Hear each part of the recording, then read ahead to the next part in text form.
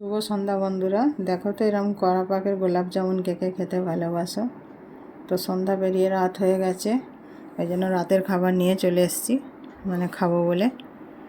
কেন রাত্রি হলে তো রাতের খাওয়া সেরে নিতেই হবে। যেমন ছেলে মেয়ে বড় হলে বাবা মার কর্তব্য হচ্ছে বিয়ে দিয়ে দেওয়া সঠিক সময়, তাই সঠিক সময় খাবার নিয়েও চলে এসেছি। খাওয়া দাওয়া হয়ে গেলে এবার উপরে যাব শুতে। বাসন টাসন মাজা হয়ে গেছে, শুতেই যাচ্ছিলাম, কিন্তু কাজ ছেড়ে গেলে কি হবে, কাজ তো আমার দিকে উঁকি ঝুঁকি মেরে দেখা দিচ্ছে এই কাজগুলো পড়ে আছে, চলে যাচ্ছিস। তো এই জন্য আবার বলছি কি না, সকালবেলায় তো তাহলে অনেক অসুবিধে হয়ে যাবে, কেন রান্না বান্না সকালে আবার হাজারটা ব্যস্ততা।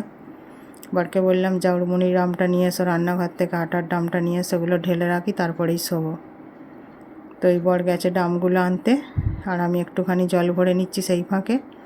এই যে ড্রাম নিয়ে চলে এসছে, এবার মুড়িগুলো আটাগুলো সব ঢেলে রেখে তারপরে যাব শুতে। ওপরে শুতে গিয়েও নিস্তার নেই, কারণ মেজে বিছানা করতে হবে, তারপরে শুতে পারবো।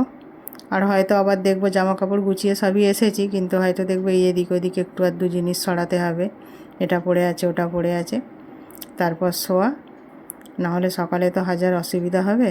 ওই জন্য এই যে মুড়িটা ঢেলে নিচ্ছি, ঢেলে এবার জায়গায় জায়গায় ড্রামগুলো আবার রাখবো, আটাটাও ঢেলে নেবো, আর বাকি দোকান একটা দুটোগুলো টেবিলে থেকে গেলে অসুবিধা নেই।